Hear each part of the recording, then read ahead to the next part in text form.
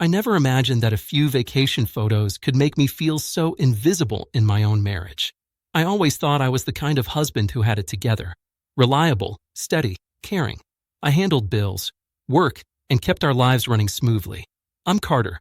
I'm 38, married to Vanessa for 11 years. When we first met, she was magnetic, charming, witty, full of laughter. I was quieter, content in my own skin, building a life steadily. But she said she loved that about me. She said I grounded her. For the first few years, everything felt easy. We laughed, traveled, texted each other throughout the day with silly little jokes, and I felt like I had a partner who actually wanted me in her world. But somewhere around year 6 or 7, things began to shift. At first, it was subtle. She started staying on her phone longer when we were together, not in a dismissive way, but almost absent. Texts from her friends seemed more important than a quick hello from me. I brushed it off at first, thinking work stress, fatigue, life catching up. I stayed patient. I cooked dinners, ran errands, tried to create moments for us, movie nights, weekend drives, anything to reconnect.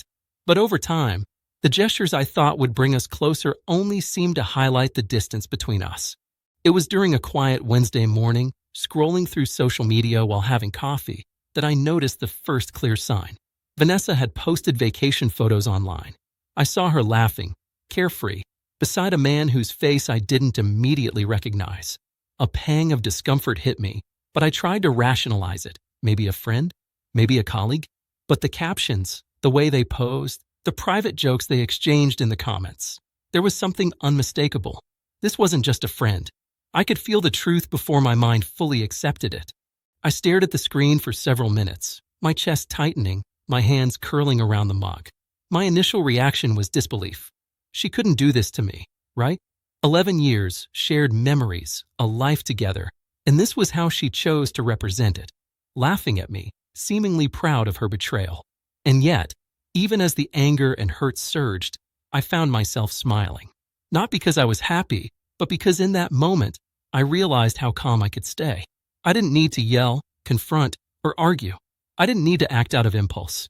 I could feel the clarity forming in the pit of my stomach.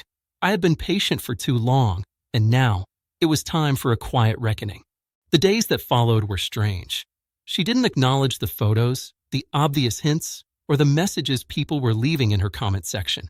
At dinner, she laughed at my jokes, but it felt hollow. I continued to act normally, polite, present, attentive, but inside, I was observing everything with a new lens. Every flinch, every hesitation, every glance at her phone became a data point in the quiet reality I was assembling.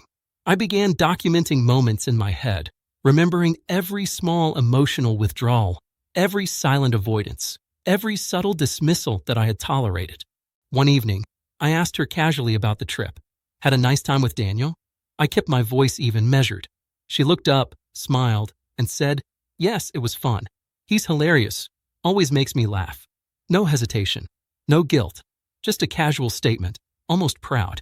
That was it. That was the line that confirmed everything I had been feeling. She wasn't hiding anything. She wasn't apologetic.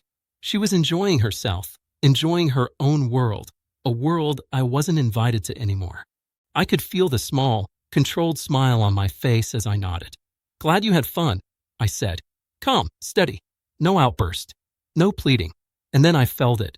The liberation of finally accepting the truth.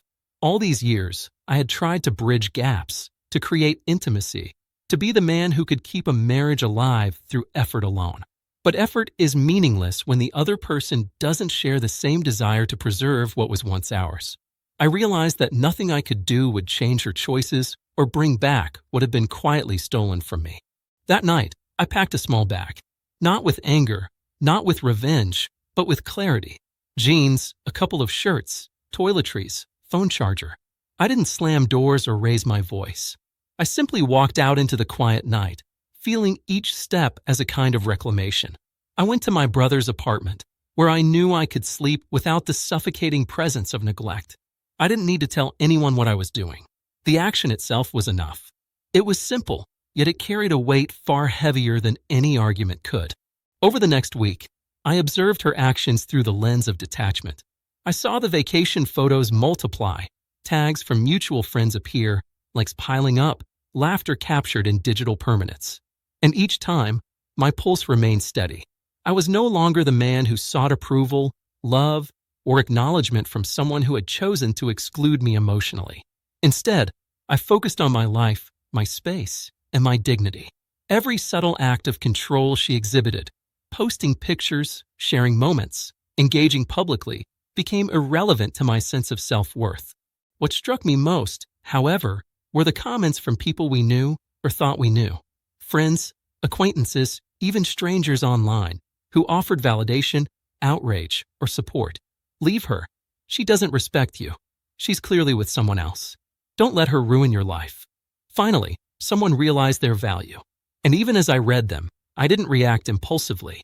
I absorbed them as evidence that the emotional landscape I had navigated alone was real, recognized, and understood by others who had faced similar betrayals. The turning point came subtly. Vanessa sent a message one evening, lighthearted, tagging me in a post she knew I would see. But instead of anger, I felt clarity. I didn't respond. I didn't comment. I simply acknowledged mentally that her life had diverged from mine. That was the moment I fully embraced the idea that my marriage, as it existed in my mind, had quietly ended long before the photos appeared online. By the second week, I had established routines of my own. Morning runs, late-night walks, connecting with old friends, rediscovering hobbies I had shelved years ago. Each step was an assertion that life continued, independent of betrayal or neglect. And through that, I felt something I hadn't in years, a calm, quiet strength. The kind of strength that doesn't need recognition, applause, or external validation. Eventually, Vanessa tried subtle outreach, texts, likes on my posts, brief messages. And each time, I kept my distance. Not from spite, but from understanding. Respect, care, and attention are not owed, they are chosen. And when someone repeatedly chooses to exclude you, to laugh at your expense, and to prioritize another, the only rational response is to reclaim your own emotional sovereignty. Now, looking back, I see that the vacation photos were not the betrayal itself. They were the final, undeniable statement of a pattern I had been living with for years. The smile on my face that day was not happiness at her downfall, nor vindication, nor bitterness. It was clarity, recognition, acceptance, and it allowed me to step forward into a life where my value was acknowledged first by myself, rather than demanded from someone unwilling to honor it. I don't tell this story to shame her or to seek validation. I tell it because the quiet moments, the subtle signs, and the deliberate choices we make in the face of betrayal are what define us. And in that silence, I found my answer. I didn't yell. I didn't beg. I simply walked, leaving a chapter behind, smiling at the clarity I had gained, and realizing that sometimes the most powerful response is calm dignity in the face of laughter that is not yours.